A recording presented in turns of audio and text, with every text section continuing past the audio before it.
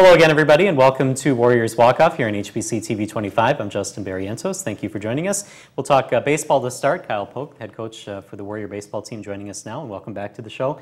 Last week, we had Coach Riley on, and I had asked him at that point, we'll get into the specifics of the games in a little bit, but I asked him if the team was playing their best baseball last week because you had gotten several series splits, and he said he didn't quite think so. So now I asked the question of you, after getting a couple splits and a win on Saturday, is the team playing their best baseball right now? I think we are. We're starting to get in that direction. Yeah, we had split like four sets and or four doubleheaders in a row, and then we finally got 3 out of 4 this weekend against Southwest State.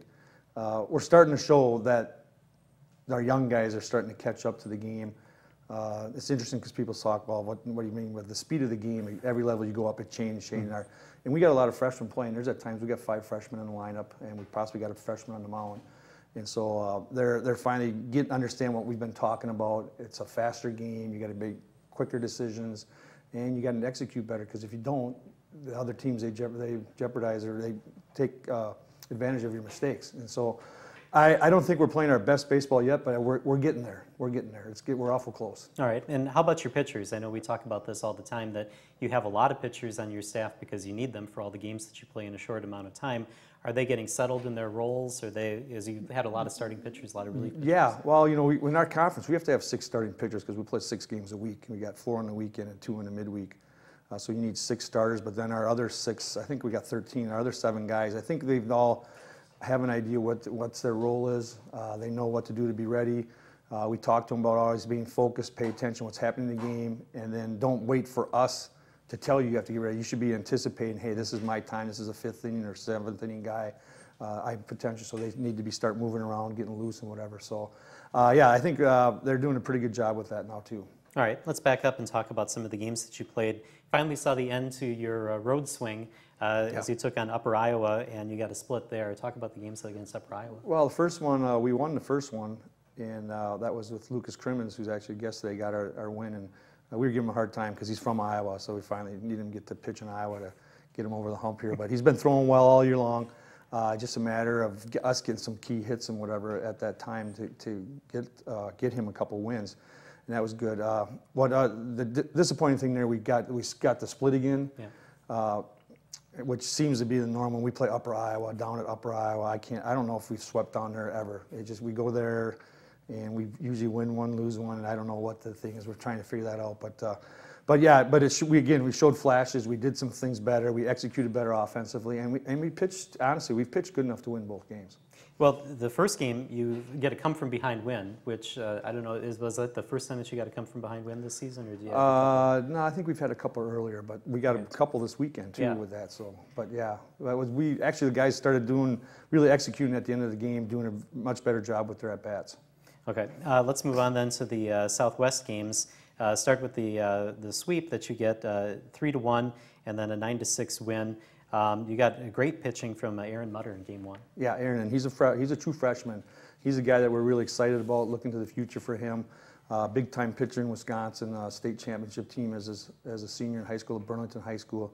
He's got a lot of upside, and he's starting to show it now. And again, his command of the strike zone, realizing I'm not going to strike out everybody. If I give up a hit, I need to get tough, and I need to not let that affect me, get back and get the next guy, and he's doing a good job of that. And as I'm looking through the recaps of these games, I see a lot of Joe Kubera in there and Jesus Cazares on the offensive end, getting things done and getting you runs. Yeah, and which is what we need with those seniors. They need them to step up with our young guys, and our young guys are following that. And Jesus had a great weekend. Joe did a good job getting on bases again and jump-starting our offense. And hopefully that's going to keep carrying over for the last, I think, we got 16 games or whatever we have left. And then in that first part of the series against Southwest Minnesota State, you had Parker Holmstrom coming on towards the end of games. Is he kind of your closer? Yep. He's worked his way into that role, and he's done a great job for us. I think he's surprising because he's a little guy, but he can bring it. He can throw. He's probably 88, 89. I don't know if he's touched 90 yet. We don't really gun during games with our guys, but he's a pretty good velocity. He's got a good breaking ball, and he understands how to pitch, keep the ball down, and get ahead of hitters, which is really important at late in the game, that we're not walking guys and giving a lot of free bases. All right, in Game 2 of the first part of the Southwest Series, it was another comeback, And again, it was Joe Kubera who's kind of in the middle of things. Is this kind of propelling your team now to believe that they're always in games and they can come out ahead? Well, yeah, exactly. That's what we're trying to. If you have good at-bats, yeah, well, if you pitch and play defense, you should be in the games. And then offensively, if you have good at-bats, we talk all the time about don't get yourself out. If the other team gets you out, you just tip your hat and go back, make your adjustment for next at-bat, have an idea what they're doing, how are they trying to pitch you. Because now these teams we're playing, they have scouting reports on all, and we have on other teams. And our guys like Joe and Jesus and our seniors, they got 3 years of spray charts and stuff, so they know what to do. So your job is to not get yourself out, still put a good swing on, hit the ball hard and see what happens. As a guy late in the game, see as many pitches as you can, get on base either way, walk or hit or whatever. And so Joe's very good at that. Jesus is great in the middle of the lineup. So those guys are kind of leading us right now. All right, and then your last 2 games against Southwest Minnesota State, kind of crazy. The way that those games ended, you had the bases loaded, I think, in the bottom of the 9th in the first game, weren't able to get the win, and then the second game, you went on a wild pitch. Yeah, bases loaded, wild pitch. Which I was kind of excited because Sam Conley, our freshman first baseman, is splitting some time, giving Jesus a break, and Jesus with DH. And Sam's having a really good year as a freshman. Well, he's a redshirt freshman. And I thought, well, this is going to be great. He's going to get the game-winning hitter on whatever we needed there. And then the guy threw a wild pitch. And actually, I think a pitch or two before that, he hit a ball right down the first baseline that some people said it was fair that we're in the stands right down the line. Some said it was foul, so I don't know. But I felt pretty good with Sam at the plate in that situation, and something was going to happen. And then their pitcher threw the wild pitch, and I think it was Joe that scored. Cabrera scored the winning run, yeah. So that was an exciting way to win the game. Not the way you want to write it up, but we'll take it. All right, and you have a little bit of a break now before your next games that are coming up this weekend. So is this kind of the opportunity that you seize on? I know you said that you don't have a lot of time to practice, but now there's rain as we tape. But is this the time where you try to work on some of these things? Yep, this is a week. Well, 2 things happened this week. This is a week that we can kind of look at areas that we need to get a little bit better on. We can work on trying to correct some things. And then this is also a week, though, that I'll miss a couple practices because I'll try to get out and watch high school games. We haven't had a chance to get out and see any of those things, so I'm trying to go out and catch local games if we can on that. But my assistant coaches do a great job, so I don't have any problem leaving them in charge in that lane. Hopefully today we're going to try to get over to watch Winona and Rochester Mayo. They play a 7 o'clock game, so we'll be at practice today, but hopefully the rain holds off. And then last question, your games are against St. Cloud State. The first game, it's Alumni Day. They celebrate their 2016 NSIC tournament win. And then the second day, it's Parents' Day. Is that kind of one of those things where you want to go in there? I mean, you want to beat St. Cloud State anyway, but you want to go in there and maybe ruin some of their celebrations? Well, you don't want to ruin their celebrations because, they're trying to help the program and get their alumni back and try to do some things to help the program with fundraising, whatever. So, but we want to go in and get a split, a minimum of at least a split with them. That keeps us in a pretty good situation, so we want to go in there and play well. And what I'll talk to our guys is just ignore all the other stuff that's going on. We're just there to play baseball. All right, very nice to say that, by the way. We're going to take a break here on Warriors Walk Off. When we come back, Lucas Crimmins will join us right after this.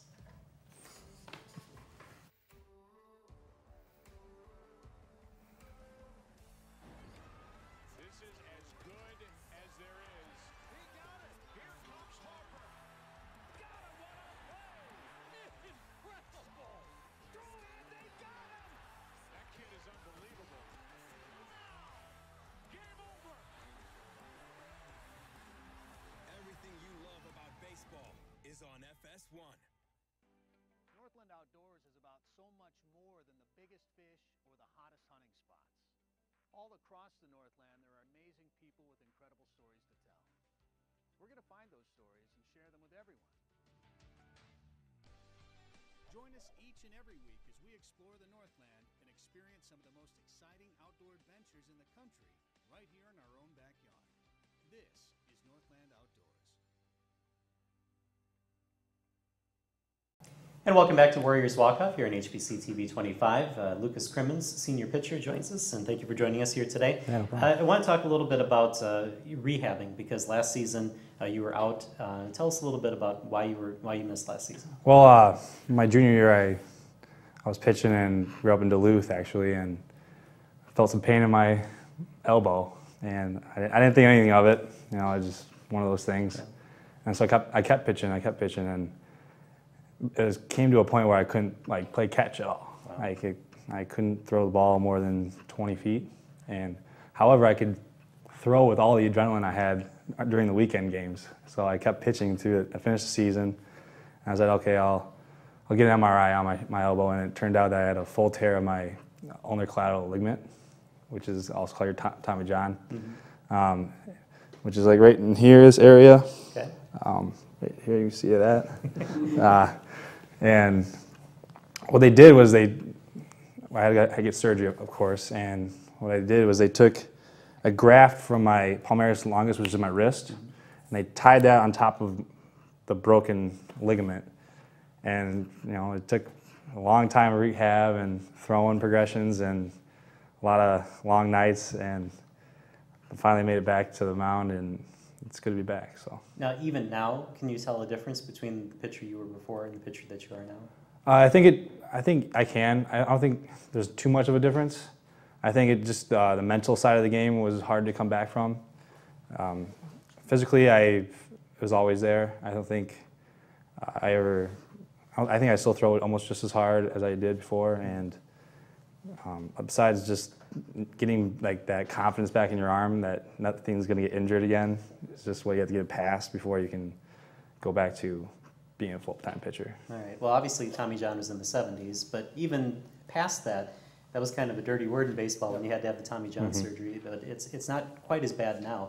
What did you think when you heard that he had to have that surgery? Well, with him at his age, I thought it's going to be a minor thing for him to recover from. Yeah, you got to put in the year, basically a year off. But like you said, the Tommy John's become so much more common. It's actually, in pitching wise, it's almost better if I hear a guy had a Tommy John surgery.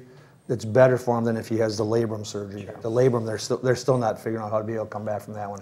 But Tommy John, yeah, I've got several friends. I got a good friend who pitched in the big leagues for a long time, that Bob Wickman, back in the day, that he had Tommy John, and he came back, and it took him a year and a half, but he was able to throw the same. And Lucas he's actually pretty close to where he was velocity-wise.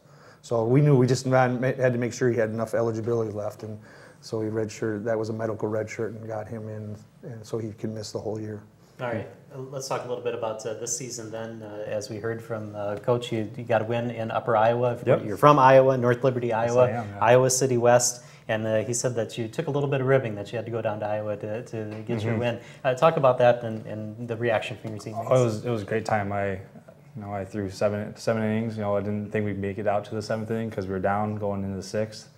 But our team rallied, and we found a way to take the lead, and I was excited to go back out to the mound to finish her off. I think the thing I enjoyed most about going down to Iowa is I have a few friends that play for Upper Iowa, that played in high school with. One of my teammates from high school actually plays for them. It was good to beat them when I pitched, so kind of a little bit of bragging rights there, and besides that, it was good to get the win. We talked a little bit about pitchers kind of finding their roles, and I know that you've started some, you've pitched in relief. What are some of the things that you have to think about when you're going to get a start, or whether you're going to come off the bench and be a relief pitcher? I think there's a difference between starting and coming in relief, is that when you're starting, you kind of have a plan for what you're going to be doing that day, and you kind of have a pregame, you're mentally focused and all that stuff. But when you're coming in relief, you got to pay attention to what the game's doing and how their team's playing, and you got to wait, see the game for the first couple innings until you come in relief, and know what the situation is, and try to help your team get through that inning. So. All right, last question that we have here. It's always kind of a maybe off-the-wall question, a little crazy, but I understand that you worked on the Winona tour boat with I did, Aaron yeah. Rapinski. Can you talk about a little bit of that? Oh, it was yeah. I met Aaron over one of the summers, and he was looking for work on the Winona tour boat behind here in this building, and I was like, yeah. I'd love to be out in the sun, be on the boat all summer. In the past, I've worked in the hospitals and just been indoors, sitting down all day long, which was nice to work with. The Winona community, I got to know a lot of people, and it was a lot of fun. So. It sounds like it's not much of a job. It's a lot of fun to be out there on the boat. Yeah, it was a great time. Yeah, Are you going to do that again this summer? I might do it for the first month, but then I'm moving to the cities, so Gotcha. after graduation. So. All right, well, very good. Well, thank you for joining us here today. Thank Good you. luck the rest of the season. Appreciate it. All right, we're going to take a break here on Warriors Walk Off, and when we come back, we'll talk softball. That's coming up right after this.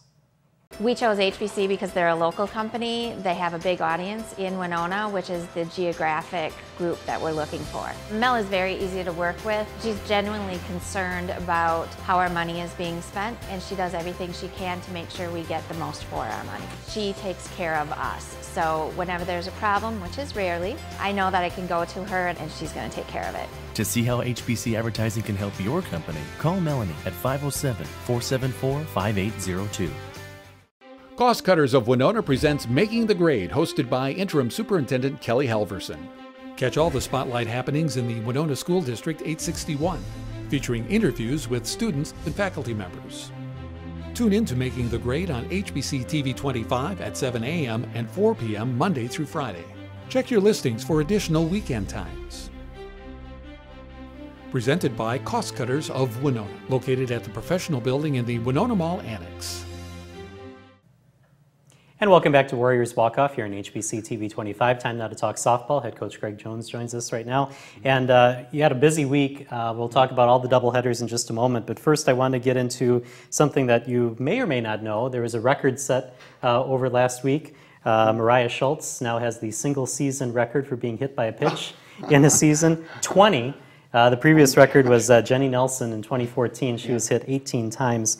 So I want to ask you about that. I mean, it's such a weird statistic. I'm not sure how to ask, about a total like that. Is that something that's encouraged? Is it something that you teach? Hey, take a pitch if it's inside.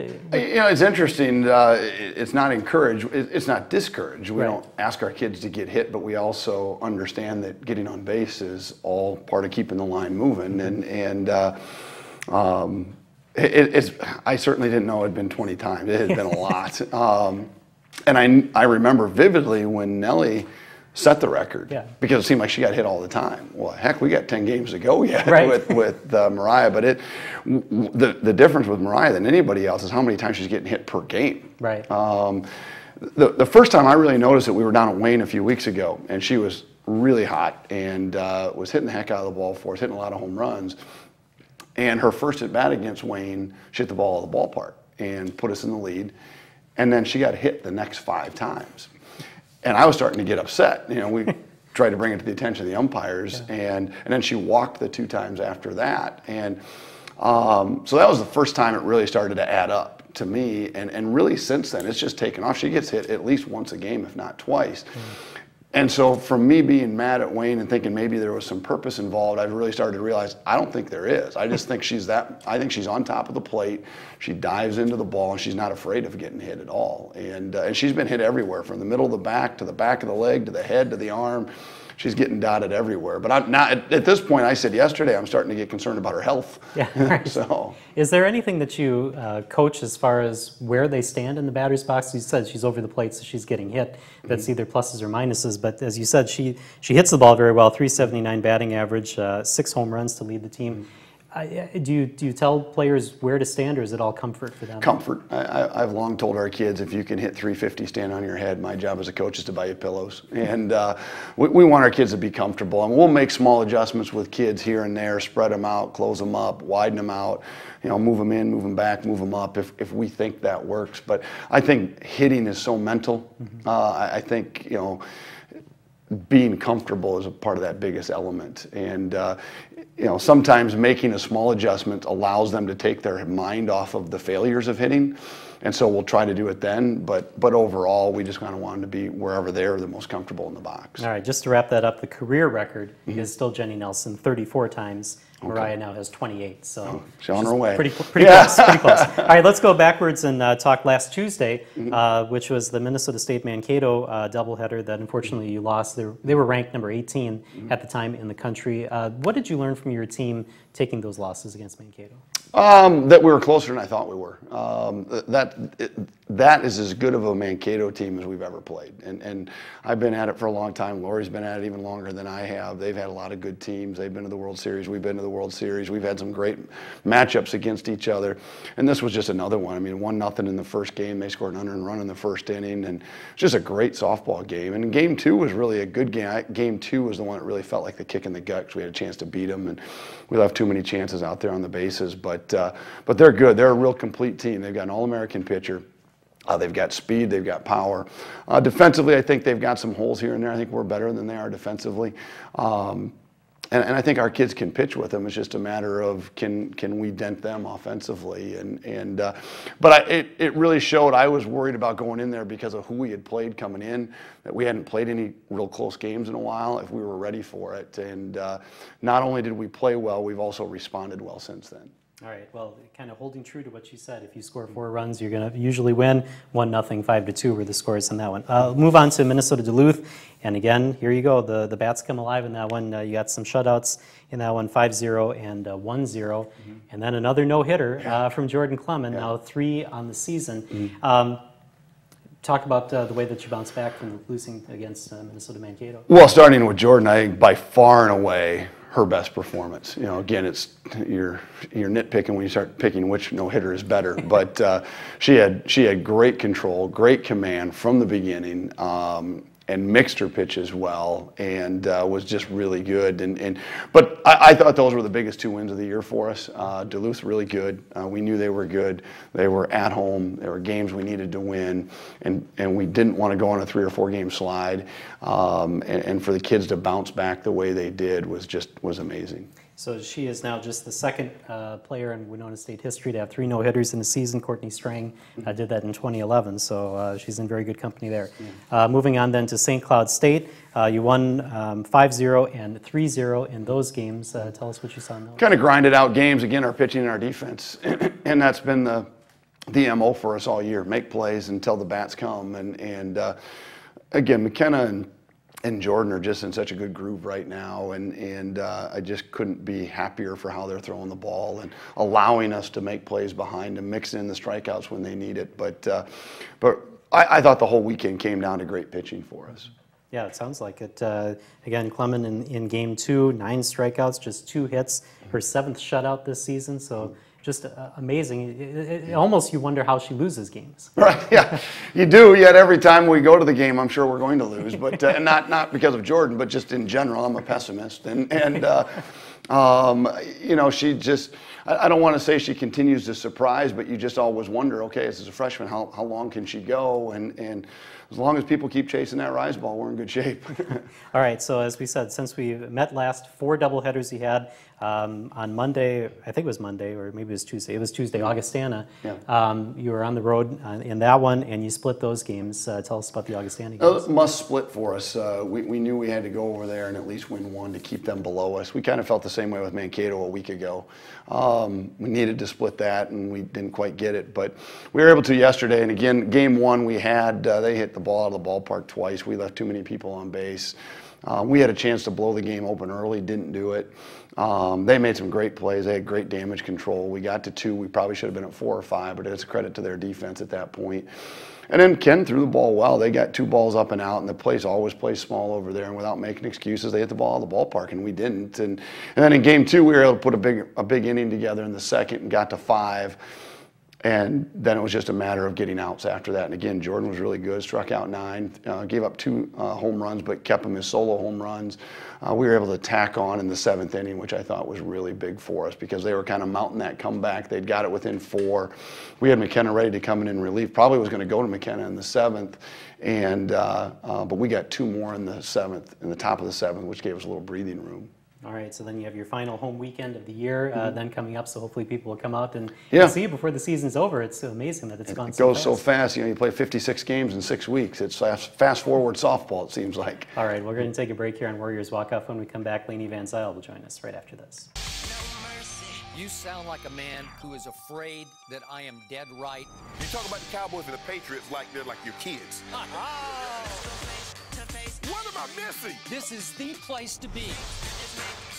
But you won't listen. I do not hate LeBron James. In fact, I like him. I don't like it. I love it. That's the hottest seat in sports media. America's fastest growing sports show. This is undisputed. NASCAR racing is about a whole lot more than just cars going around a track. It's about people who drive, people who engineer, people who plan, people who know how to put it all together. Meet the people who make the cars go round every week on Raceline. Watch Raceline here every week.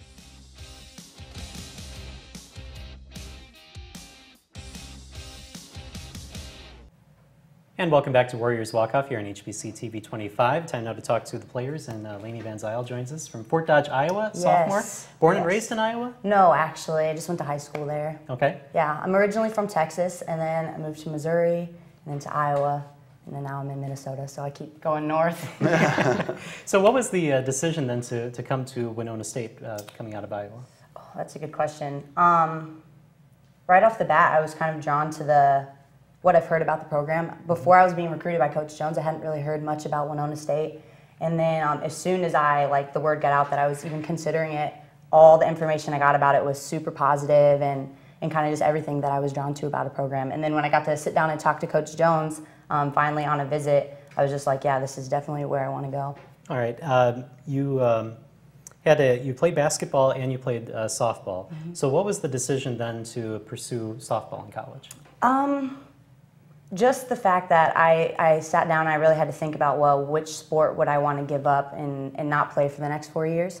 I tore my ACL my senior year playing basketball, and that was kind of a big factor in it too, just that going back to a sport that I had a big injury in was kind of nerve-wracking, and also I just couldn't really think about giving up softball for 4 years. So.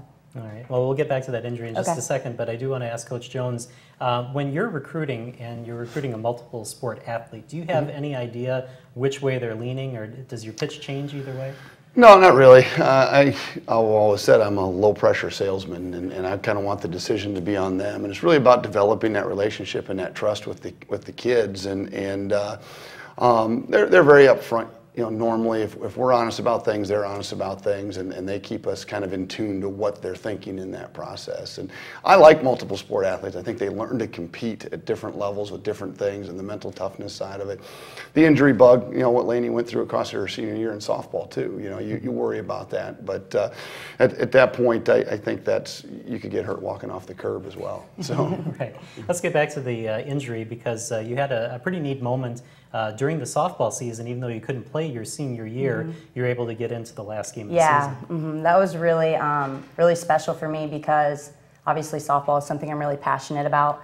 And not being able to play on a team that was doing very well and seeing that they were like kind of just going along without me, it was kind of hard for me to deal with. And then to see that, like, hey, you're still part of the team, and we still respect that everything that you've done for our program, really said a lot for me. So you tore your ACL in February of your senior year. I think it was the last basketball game of the season. So how long was it before you were able to get to normal activities? Oh gosh. Coach Jones, I'm sure, can agree to this, that I wasn't the same person that he recruited when I came in and played in the fall my freshman year. Just my range and my movements weren't really as strong as they were. So I would probably say after Christmas of my freshman year was when I was like full strength and ready to go again, which is a really long time when you think about it, but that's probably when I was back to normal. All right, and then in your freshman season, you played in 52 games. You started 51. What was your expectation coming into college if you were going to be, how much you were going to play? The injury had a lot to do with that. My mindset is that regardless of whoever's on the field in my position, I'm going to go out there and beat them, not in a negative way, but that's just the way I think.